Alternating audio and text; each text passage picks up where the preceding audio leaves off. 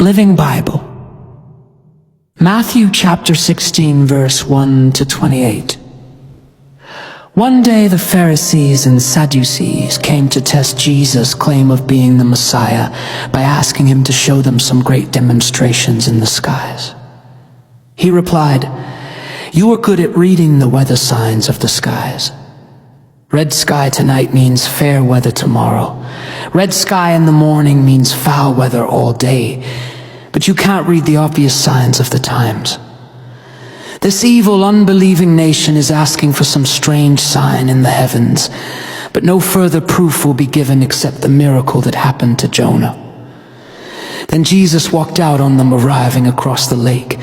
The disciples discovered they had forgotten to bring any food. Watch out. Jesus warned them, beware of the yeast of the Pharisees and Sadducees.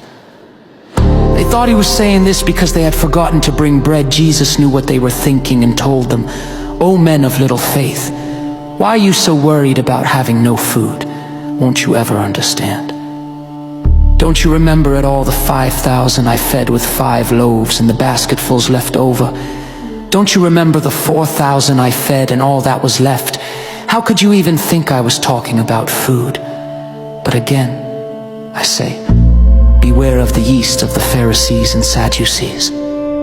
Then at last they understood that by yeast he meant the wrong teaching of the Pharisees and Sadducees. When Jesus came to Caesarea Philippi, he asked his disciples, "Who are the people saying I am?" Well, they replied, "Some say John the Baptist, some Elijah, some Jeremiah or one of the other prophets."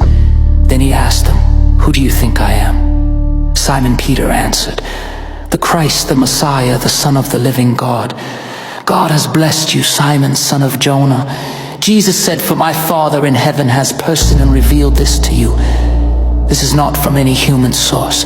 You are Peter, a stone, and upon this rock I will build my church, and all the powers of hell shall not prevail against it.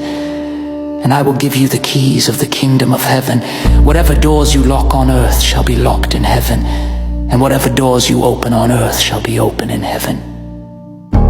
Then he warned the disciples against telling others that he was the Messiah. From then on, Jesus began to speak plainly to his disciples about going to Jerusalem and what would happen to him there. That he would suffer at the hands of the Jewish leaders, that he would be killed, and that 3 days later he would be raised to life again. But Peter took him aside to remonstrate with him. "Heaven forbid, sir," he said. "This is not going to happen to you." Jesus turned on Peter and said, "Get away from me, you Satan. You are a dangerous trap to me. You are thinking merely from a human point of view and not from God's." Then Jesus said to the disciples, "If anyone wants to be a follower of mine, let him deny himself and take up his cross and follow me. For anyone who keeps his life for himself shall lose it, and anyone who loses his life for me shall find it again. What profit is there if you gain the whole world and lose eternal life?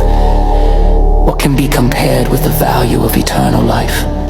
For I, the Son of Mankind, shall come with my angels in the glory of my Father and judge each person according to his deeds. And some of you standing right here now will certainly live to see me coming in my kingdom."